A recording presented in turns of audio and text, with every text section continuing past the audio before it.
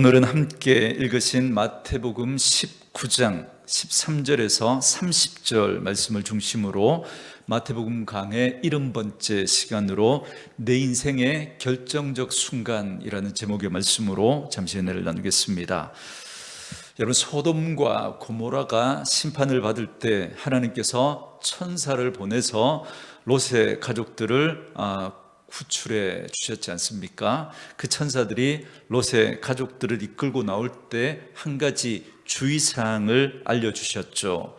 여러분, 그게 뭡니까? 절대로 뒤를 돌아보지 마라, 이렇게 주의사항을 알려줬습니다. 그런데 안타깝게도 롯의 아내가 뒤를 돌아보다가 그만 소금 기둥이 되고 말았습니다. 이 이야기가 창세기에 나옵니다. 자, 그렇다면 롯의 아내는 왜 뒤를 돌아봤을까요? 왜 뒤를 돌아봤을까요? 아마 소돔과 고모라 땅에 남겨둔 그의 재산이라든지 그가 지금까지 일구었던 수많은 것들을 그냥 버려두고 가기가 너무나 아깝다라는 생각 때문에 그렇게 했을 겁니다. 그래서 그만 뒤를 돌아보다가 소금 기둥이 되고 말았습니다.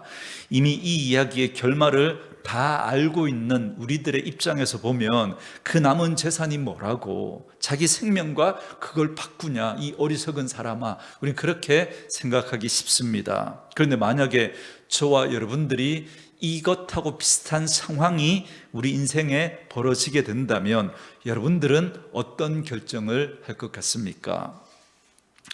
예를 들면 옛날에 여러분 이런 이야기 들어보셨죠? 1950년 6월 6.25 전쟁 때 그 흥남 부두에서 미군 수송선을 타고 한 14,000명 정도 되는 사람들이 그 배를 타고 피난 와서 남한에서 살게 됩니다.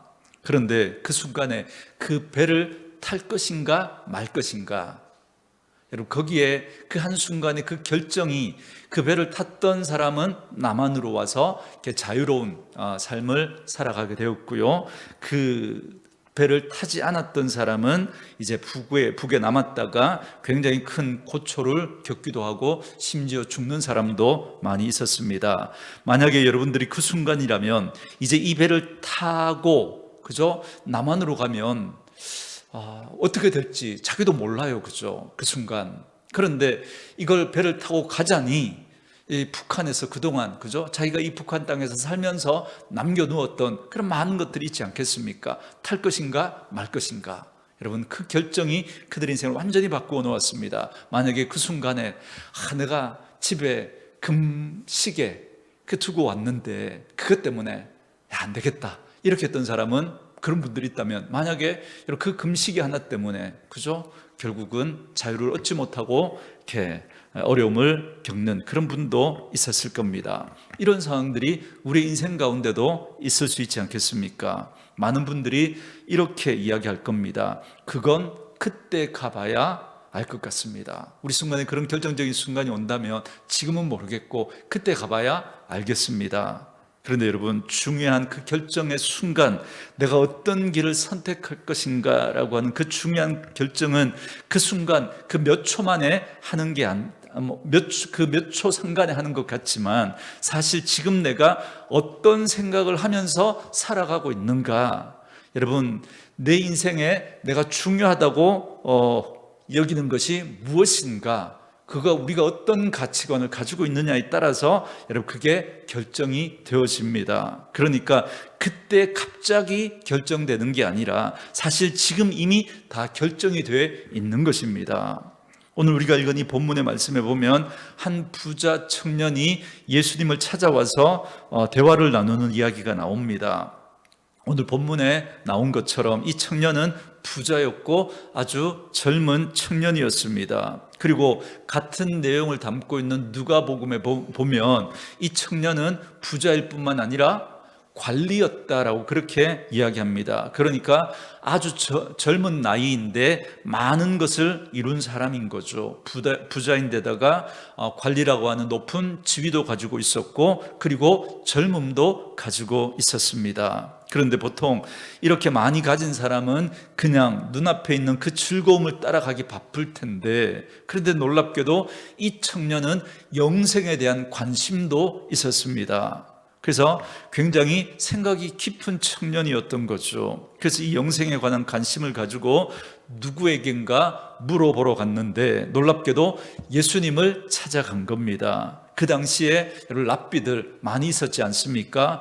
그런 사람에게 가서 물어봐도 될 텐데, 그런데 예수님을 찾아와서 그 질문을 한 겁니다. 번지수를 아주 제대로 짚은 거죠. 그리고 예수님과 대화하는 중에 예수님의 초청을 받았습니다. 가서 네 소유를 팔아 가난한 자들에게 주라. 그러면 하늘에서 보화가 네게 있으리라. 그리고 와서 나를 따르라. 이렇게 예수님이 초청하셨는데, 이건 보통 예수님의 제자들에게 하신 말씀이었거든요. 그래서 제자들도 그물과 배와 아버지를, 부모를 버려두고 예수를 따르지 않습니까?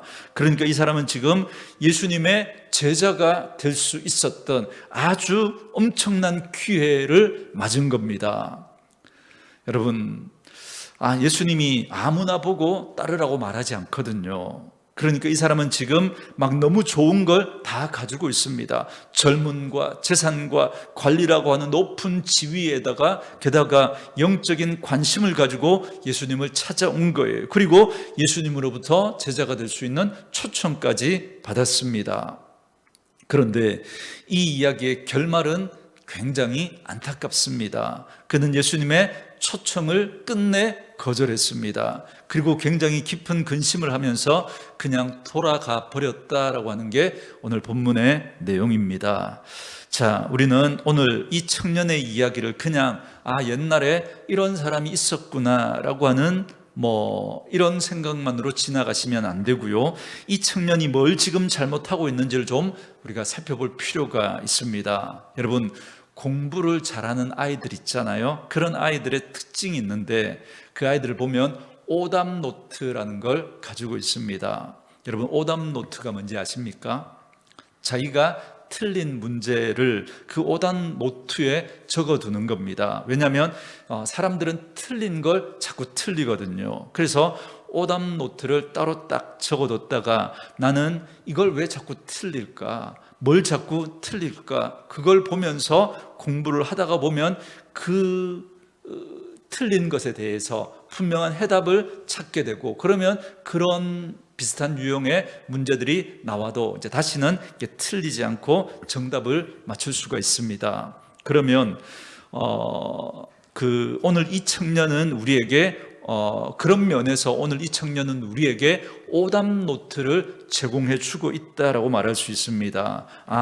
이렇게 하면 안 되겠구나라고 하는 오답 노트를 이 청년을 통해서 우리가 알 수 있게 되는 거죠. 그래서 우리는 이 청년의 오답 노트를 보면서 우리가 같은 실수를 범하지 않으려면 어떻게 해야 될까, 그런 생각을 하면서 오늘 본문을 좀 살펴봤으면 좋겠습니다. 자, 오늘 이 청년의 결정적인 문제, 그 오답 노트 첫 번째 잘못이 뭔가 하면요, 이 청년의 질문 속에 여러분 답이 나와 있습니다. 그는 이렇게 묻습니다. 선생님이요, 내가 무슨 선한 일을 하여야 영생을 얻으리까? 이렇게 묻습니다. 여러분, 이 질문을 보면요, 이 청년이 어떤 생각을 하고 있는지를 알 수가 있습니다. 선생님, 내가 무슨 선한 일을 하여야 영생을 얻을 수 있습니까? 지금 이 청년이 전제하고 있는 게 뭔가 하면요, 영생이라는 건 내가 어떻게 하는가에 따라 얻을 수도 있고 얻지 못할 수도 있다라고 하는 그 전제를 가지고 있는 거예요. 내가 영생의 열쇠를 쥐고 있는데 어디에다가 이 열쇠를 꽂아야 이 문이 열릴 수 있을까? 내가 뭘 하면 될까라고 그렇게 질문을 던지고 있는 겁니다. 예를 들면 여러분, 어릴 때부터 교회 다니신 분들은 잘 모르겠지만 여러분, 다른 종교들을 쭉 이렇게 그 종교들 쭉 펼쳐놓고 보면요, 그 모든 종교들이 가지고 있는 패턴이 있습니다. 그래서 우리 기독교와 결정적인 차이가 있는데 이겁니다.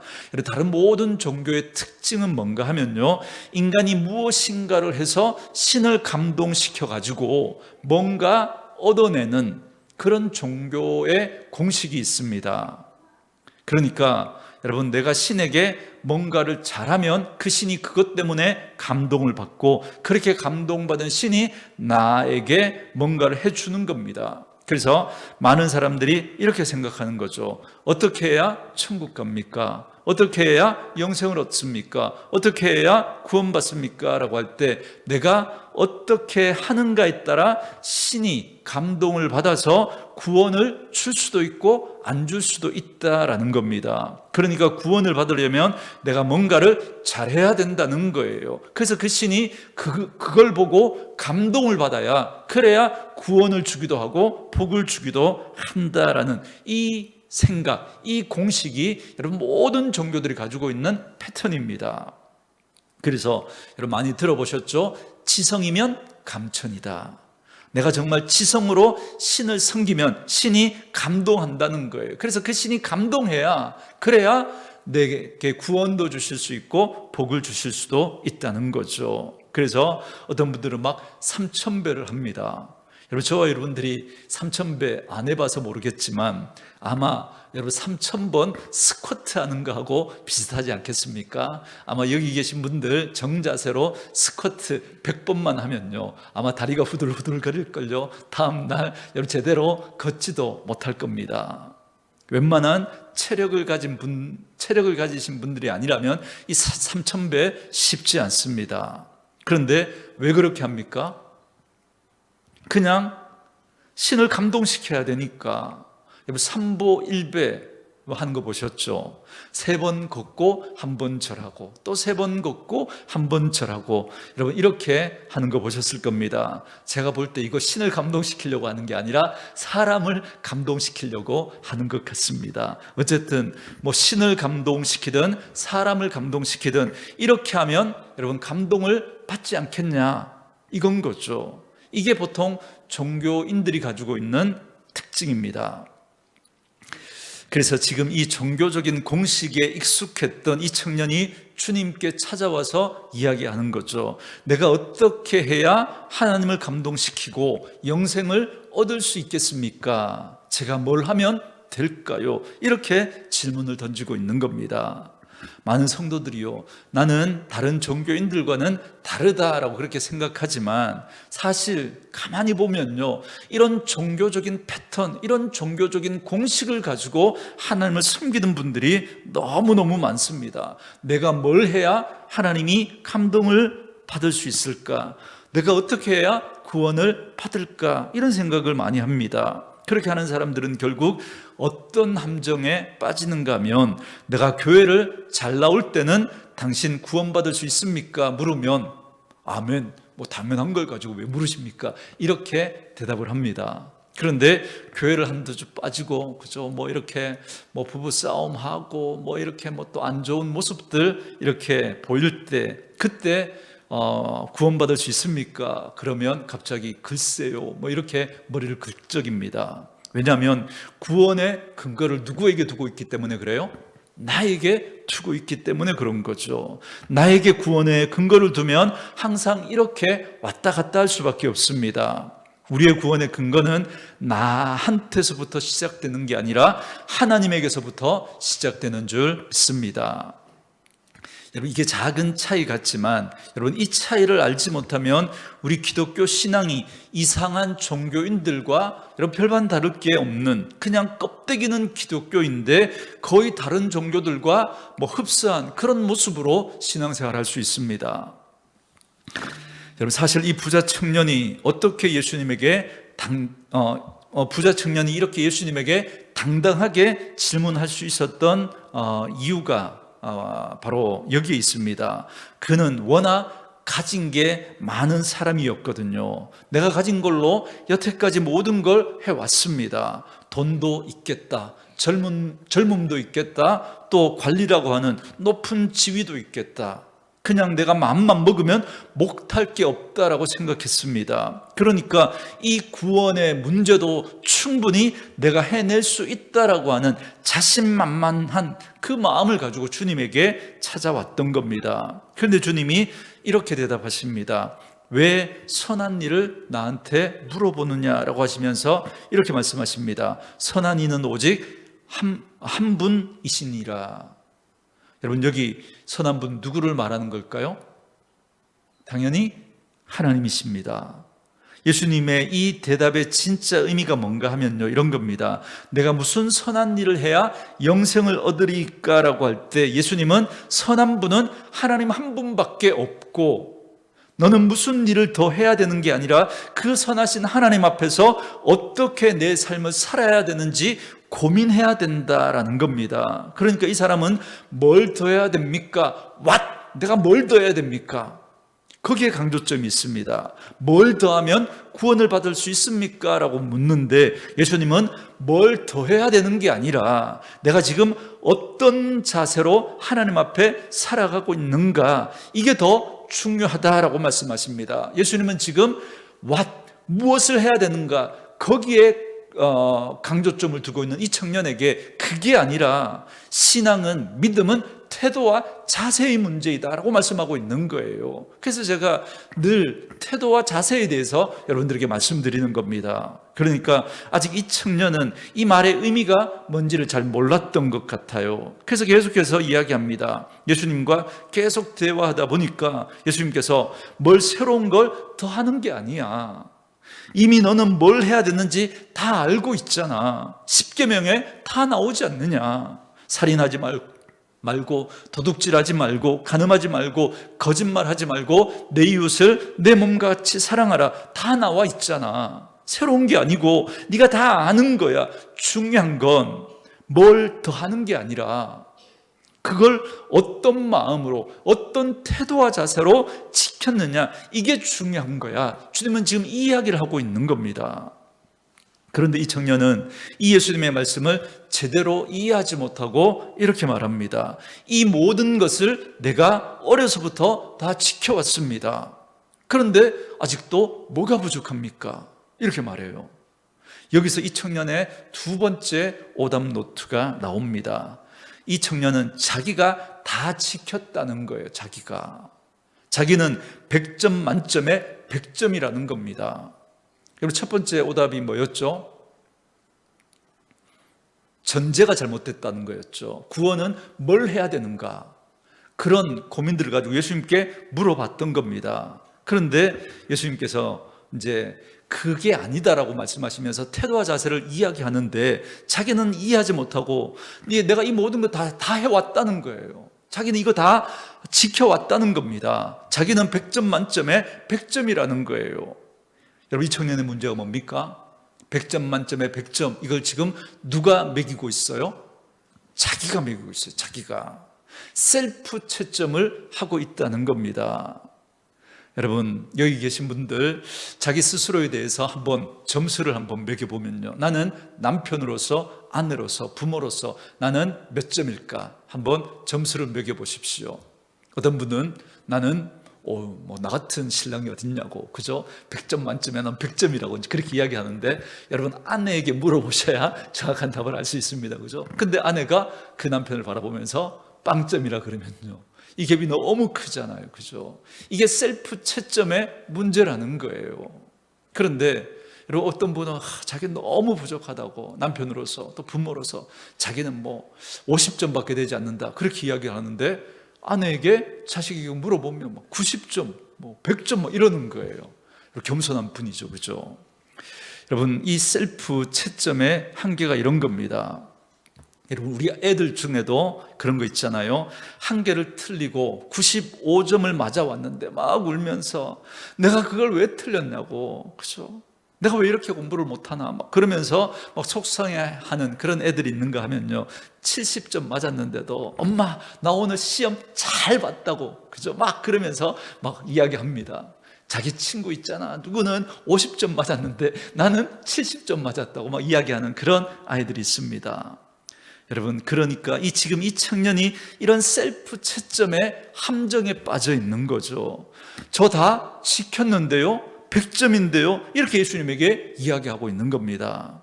이게 이 청년이 범한 또 한 가지의 오류인 겁니다. 이 청년은 어떻게 이 율법의 문제를 해결해 갔냐면, 여러분, 허들의 높이를 낮춘 겁니다. 여러분, 허들이 뭔지 아시죠?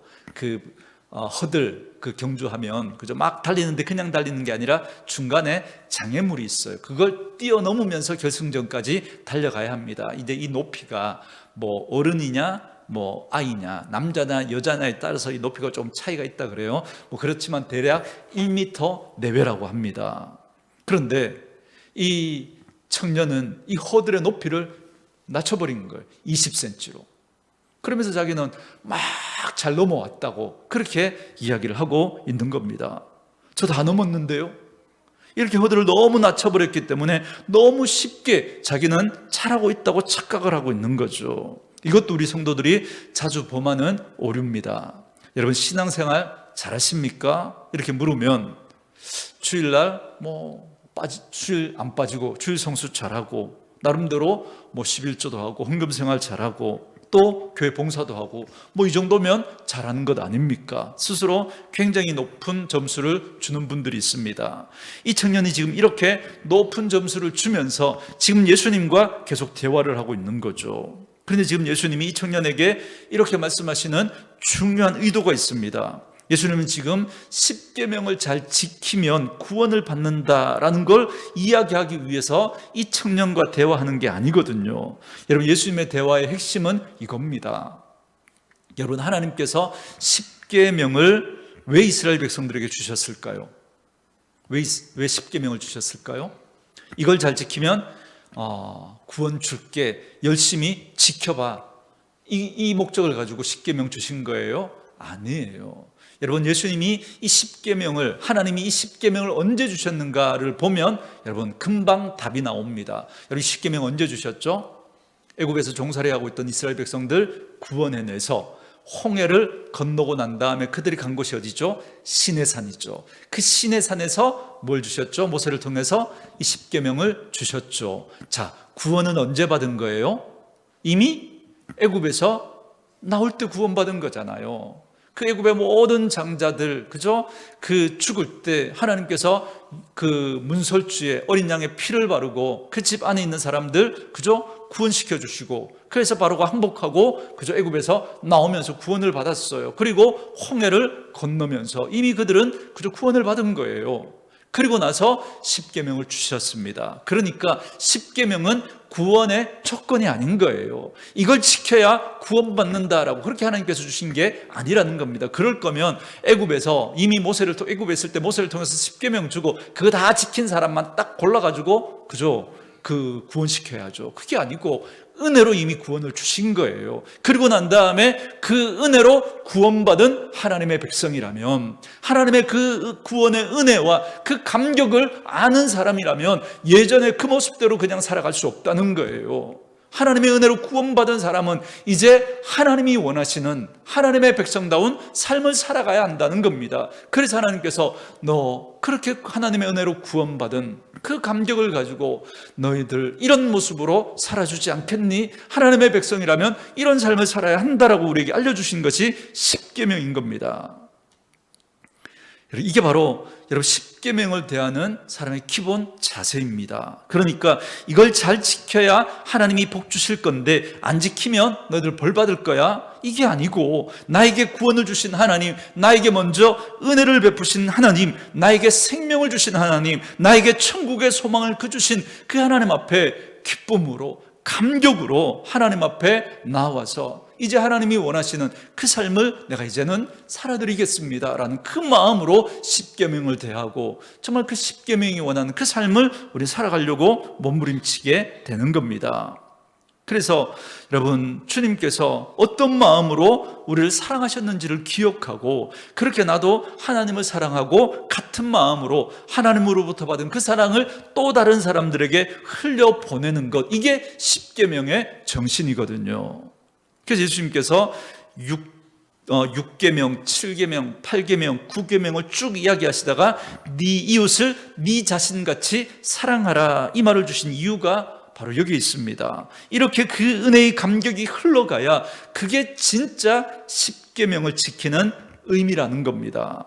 이 청년은 지금 그걸 쏙 빼버리고 이 10계명에 담긴 하나님의 그 마음, 그 10계명의 정신을 쏙 빼버리고 저 그거 다 지켰는데요, 나 살인하지 않았는데요, 나 간음하지 않았는데요, 나 도둑질하지 않았고 나 거짓말하지 않았는데요, 이러고 있는 겁니다. 이거 가지고 자기는 100점 이렇게 이야기하고 있는 거죠. 그래서 예수님은 마침내 이런 말씀을 그에게 주시면서 그의 문제의 핵심이 뭔지를 딱 짚어주십니다. 여러분 오늘 본문 21절 말씀 같이 한번 읽어볼까요? 21절 시작. 예수께서 이르시되 네가 온전하고자 할진대 가서 네 소유를 팔아 가난한 자들에게 주라. 그리하면 하늘에서 보화가 네게 있으리라. 그리고 와서 나를 따르라 하시니. 아멘. 자, 여기 보면 온전하고자 할진대 라는 말이 나오죠.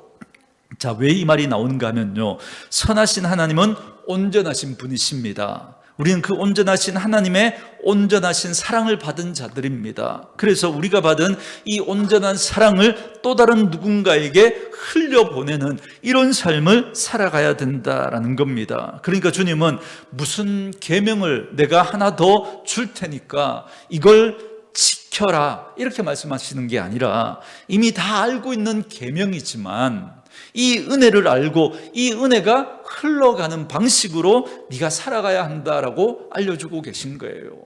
자기가 잘 지키고 있는데 거기서 뭘 하나 더 얹어줘서 그래서 그거 지켜서 구원받는 게 아니라는 거예요. 이미 다 알고 있지 않냐. 여러분 제가 누누이 말씀드리죠. 신앙생활 뭐 조금 하신 분들이라면 우리 어떻게 살아야 되는지 다 알잖아요. 다. 여러분 그 종에다 적으라고 하면 다 적을 수 있어요. 여러분 그렇게 살면 되잖아요. 그렇게 살면 다 알아요. 그런데 이 은혜를 우리가 그걸 하느냐 안 하느냐의 문제가 아니라 정말 이 하나님의 은혜를 알고 그 은혜를 받은 사람이 정말 기쁨과 감사함으로 그 은혜를 흘려보내는 방식으로 살아야 한다는 걸 말씀하고 있는 겁니다. 그런데 100번 말해도 이 친구가 못 알아들으니까 구체적으로 말씀해 주십니다. 진짜 네가 네 이웃을 사랑하느냐? 네 옆에 굶어 죽어가는 사람들, 그 형제를 보고 정말 하나님의 온전하신 마음으로, 안타까운 마음으로 그 형제를 바라본 적이 있냐? 너 도둑질 안 했다고 하는데, 살인 안 했다고 하는데 그거 말고 진짜 네 옆에 가난하고 배고픔과 굶주림으로 죽어가는 사람들을 볼 때 아버지의 마음으로 그 사람들을 본 적이 있냐? 너 지금이라도 너 재산 다 팔아가지고 그 사람들 좀 도와주는, 그야말로 하나님 아버지의 그 사랑을 흘려보내는 그 통로가 한번 돼서 그렇게 한번 살아봐라. 그리고 와서 나를 따르라. 이렇게 초청하신 겁니다. 그런데 이 말 앞에서 이 청년이 절망해버립니다. 정말 하나님의 이 계명을 제대로 이해한 사람이라면 여러분 절망해야 정상입니다. 절망해야. 이전까지는 나 도둑질 안 했는데요, 나 간음 안 했는데요, 나 거짓말 안 했는데요 이렇게 했는데, 그거 말고 너 진짜 아버지의 마음으로 그 온전한 사랑을 경험한 사람으로서 그걸 흘려보내며 살아가고 있냐라고 그렇게 물으실 때 진지하게 고민하면서 대답하는 게 정상인 거죠. 그리고 그 대답은 이래야 정상입니다. 나는 못할 것 같습니다. 나는 그렇게 살 수 없을 것 같습니다. 이게 정상이에요. 이게 사실 진짜 우리의 고민인 거죠. 사실 하나님께서 이 10계명을 주신 여러 가지 이유가 있습니다. 앞에서 설명드린 것처럼 구원받은 자의 삶이 어떠해야 되는지를 알려주시는 그런 의미에서 여러분 10계명을 주신 것이기도 하지만 또 다른 중요한 이유가 있습니다.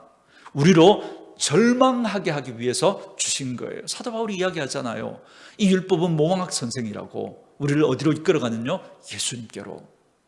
아, 나로서는 안 되는구나. 나로서는 이 말씀대로 살아갈 수 없구나. 그래서 내게는 예수님이 필요하구나. 이걸 깨닫게 해주시려고. 그래서 이 말씀대로 살아갈 수 없는 우리를 바라보면서 절망하게 하려고 하는 거예요.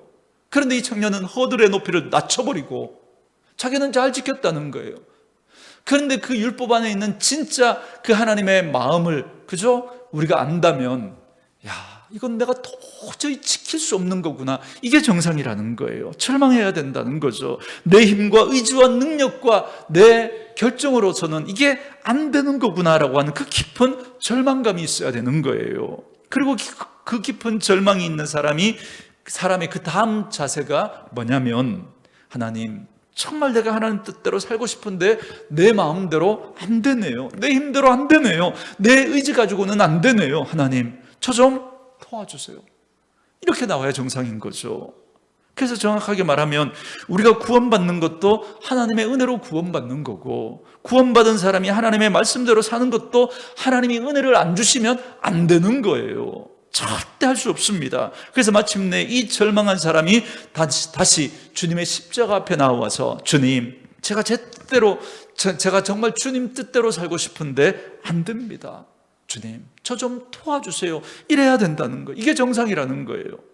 그래서 로마서를 보면 사도 바울이 로마서 7장에서 자기의 깊은 절망을 이야기하지 않습니까?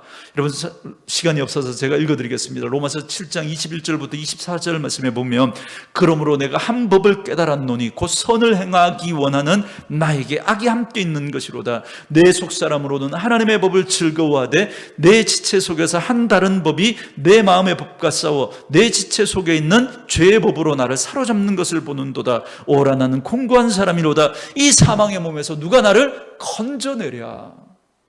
바울도 이 하나님의 말씀을 생각하면서 이런 고민을 한 거예요. 오호라, 나는 공고한 사람이로다. 무슨 말이죠? 하고 싶은데 안 된다는 거예요. 이 깊은 절망을 통과해야 우리는 다시 주님을 붙들 수가 있는 겁니다. 주님, 내가 뭔가를 할 수 있다고 생각했는데 하나님, 안 되네요. 다 내려놓습니다. 이제 주님 아니면 저는 소망이 없습니다. 주님 아니고서는 저는 살아갈 수 없군요 라고 하는 그 고백을 해야만, 그 깊은 절망을 통과해야만 진짜 은혜의 복음 안으로 들어갈 수 있습니다. 이 청년은 주님의 말씀을 듣고 근심하며 돌아갔다 그랬습니다. 이 근심한다라고 하는 이 말은요, 그냥 어쩌지, 여러분, 이게 아니라 고통하며 근심하다라는 뜻입니다. 굉장히 심각하게 근심을 했던 거예요. 그런데 근심한 주제가 방금 제가 말씀드린 것처럼 내 힘과 의지로 할 수 없는데 어떡하죠? 주님 좀 도와주세요. 이렇게 간 고민이 아니라, 나는 끝까지 내가 가진 것 가지고 해보고 싶은데 이걸 놓으라고요? 나 놓기 싫은데 어떡하죠? 이렇게 하고 돌아간 겁니다. 롯의 아내가 그 뒤를 돌아보면서 자기가 쌓아둔 수많은 재산을 포기하기 아까웠던 것처럼 이 청년은 자기 손에 들고 있던 이거 놓기 싫었던 거예요. 자기는 이걸 가지고 뭔가 해보고 싶었던 거예요. 근데 주님이 그거 다 놓고 주님 따르라고 하는데 이 놓기 싫었던 거예요. 그래서 근심하며 돌아간 겁니다.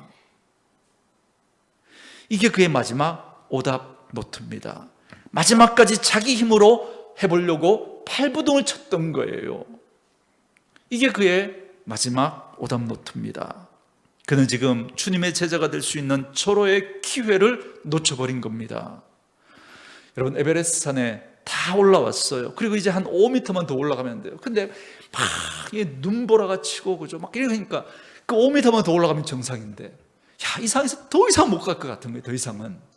근데 만약에 5m만 더 올라가면 정상이라는 걸 알았다면 올라갔겠죠. 무슨 일이 있어도. 그것하고 똑같은 거예요. 이 청년의 안타까움이.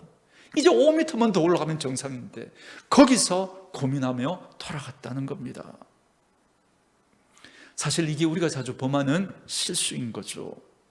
여러분, 아담과 하와가 선악과를 따먹은, 그죠? 그 죄의 핵심이 뭐라고 제가 늘 말씀드리죠?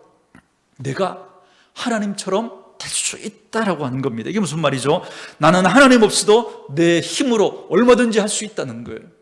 이 청년은 자기가 가진 젊음으로, 돈으로, 지위로, 자기 열심으로 구원을, 영생을 얻을 수 있다고 생각해요. 그걸로 한번 해보고 싶었던 거예요. 그런데 그걸로 안 된다고 주님 말씀하시고 다 내려놓고 주님 따르라고 하는데, 싫은데요, 제가 가진 것으로 한번 해보고 싶은데요 하면서 끝까지 놓지 않고 발버둥 쳤던 거예요. 인생의 핸들을 자기가 쥐고 있었던 거예요. 끝까지 자기가 쥐고 싶었던 거예요. 주님, 저는 못하겠으니까 주님 도와주세요. 핸들을 넘겨드려야 되는데 그게 아니라 마지막까지 그 핸들을 부들부들 떨면서 그걸 붙들고 있었던 겁니다. 그리고 자기 인생의 자동차를 자기가 운전해 가기 위해서 계속해서 연료를 모으는 겁니다. 여러분, 이 사람의 연료는 뭐예요? 돈이었던 거죠. 돈. 이 돈이라는 연료만 있으면 내가 뭐든지 할 수 있을 것 같았던 거예요. 여러분도 나름대로 그 연료들을 모아가고 있는 것 아닙니까? 여러분의 자녀들의 인생을 위해서 여러분들이 모으고 있는 연료는 무엇입니까? 네가 좋은 대학만 가면 뭐든지 할 수 있어. 그냥 여기에 네 인생을 걸라고. 여러분, 그렇게 우리 아이들에게 그 인생의 연료를 거기에 모으고 있는 것 아닙니까? 여러분, 그거 필요 없다고 말하는 게 아니라 그게 우리 자녀들의 인생을 달려가는 연료가 될 수는 없다는 거예요. 돈, 사람들의 인정, 사람들의 박수, 수많은 연료들을 모아가지고 이거 가지고 우리 달려가려고 합니다. 심지어 우리가 주님의 일을 한다고 하면서도 이런 걸 가지고 달려가려고 애를 쓸 때가 얼마나 많은지 모릅니다. 남들이 응원해주고 잘한다고 하면 막 달려가다가 아무도 알아주지 않으면 푹 주저앉아버리고, 또 주님의 일을 하려면 돈이 있어야 주님의 일을 할 수 있다고 우리 스스로 자주 이야기하고 있지 않습니까? 그게 마치 달려갈 수 있는 연료인 것처럼 우리는 이야기할 때가 많습니다. 그래서 주님이 안타까운 마음으로 제자들에게 이렇게 말씀하십니다. 내가 진실로 너희에게 이르노니 부자는 천국에 들어가기가 어려우니라. 다시 너희에게 말하노니 낙타가 바늘귀로 들어가는 것이 부자가 하나님 나라에 들어가는 것보다 쉬우니라 그럽니다. 전 요즘 노안으로 이렇게 가까운 걸 잘 볼 수가 없습니다. 이게 바늘귀, 안경, 그죠? 이 돋보기 안경이 아니면 정말 힘들죠. 그런데 여러분, 그 가느다란, 그죠? 그 실이, 그 바늘귀를 통과하려고 하면, 그죠? 그 얼마나 어렵습니까? 그 실을 끼운 것도. 그런데 여러분, 이스라엘에서 제일 큰 동물이 낙타입니다. 그 낙타가 바늘귀, 그 조그만 바늘구멍 어떻게 통과합니까? 할 수 없다는 거죠. 그래서 흔히 과장법이라고 이야기합니다. 그만큼 어렵다는 거예요. 왜 어려울까요? 여러분, 그리고 우리들 중에 이런 고민하는 분들이 있을지 모르겠습니다. 부자가 천국에 들어가기가 이만큼 어렵다고 한다면, 그렇다면 자산이 얼마 있어야 그때부터 부자입니까? 고민이 되잖아요. 부자는 천국 들어가기 어렵다 그러니까 자산이 얼마부터 그럼 부자인가요? 이런 고민 들지 않습니까? 주님은 지금 그걸 이야기하려고 하는 게 아닙니다. 네가 얼마가 있느냐? 거기에 따라서 그걸 이야기하려고 하는 게 아닌 거예요. 핵심은 뭔가 하면 누구부터가 부자인가 하면요, 절대 못 놓는 사람, 그 사람이 부자입니다. 여러분, 내 인생의 연료, 돈 없으면 안 된다는 이걸, 그죠? 내려놓지 못하면 단돈 100만 원만 있는 사람도 그 사람은 부자예요. 이거 가지고 해보려고 하는 거예요. 100만 원 가지고 내가 한번 굴려서 1000만 원 만들고, 이 1000만 원으로 한번 뻥 튀겨가지고 1억을 만들고, 이걸 가지고 사업을 해서 뭘 어떻게 하고, 내가 끝까지 붙들고 이걸로 뭘 한번 해보려고 하는 사람, 그 사람이 부자입니다. 진짜 우리가 이 부자의 함정에 빠지지 않으려면 이렇게 해야 됩니다. 주님, 내가 가진 모든 것은 내 것이 아니고 주님께서 내게 맡겨주신 겁니다. 돈도, 건강도, 자녀도, 심지어 내 생명까지도 주님이 달라면 그냥 돌려드리겠습니다.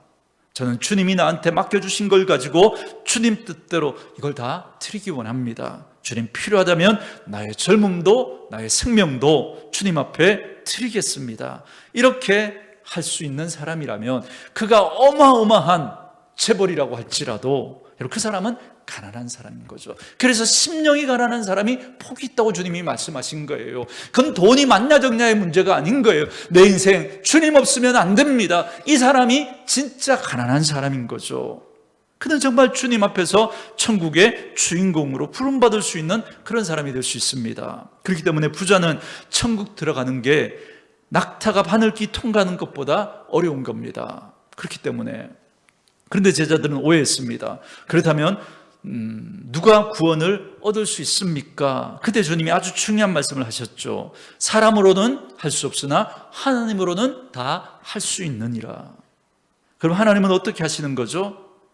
이게 아주 재밌는데요. 방금 전까지 우리가 같이 읽은 말씀, 그죠? 앞부분은 제가 다루지 않고 뒷부분부터 다뤘잖아요. 부자 청년 이야기부터. 근데 앞에 나오는 이야기 어떤 이야기죠? 어린아이에 대한 이야기죠. 아무 상관없는, 그죠? 이 어린아이에 대한 이야기하고 이 부자 청년에 대한 이야기가 같이 붙어 있습니다. 여러분, 사실 바로 이 부자 청년에 대한, 그죠? 이 오답을 우리 살펴봤는데, 그렇다면 그 해답은 바로 이 어린아이에게 있다는 겁니다. 부자는 많은 것을 가졌고 이 힘으로, 이 연료로 달려갈 수 있다라고 생각했다가 실패했는데, 이 어린아이는 아무것도 없고 그냥 어른에게 의지하는 것 말고는 살아갈 수 있는 방법이 없는 그런 존재입니다. 바로 이런 자세야말로 천국의 주인공이 될 수 있는 자세다 그랬죠. 여러분, 내가 무엇을 해야 되느냐가 아니라 믿음은 태도와 자세의 문제라고 말씀드렸지 않습니까? 그래서 바로 그 태도와 자세를 이야기하고 있는 게 바로 이 어린아이인 거예요. 이 어린아이. 어린아이는 할 수 있는 게 아무것도 없고 누가 해야 됩니까?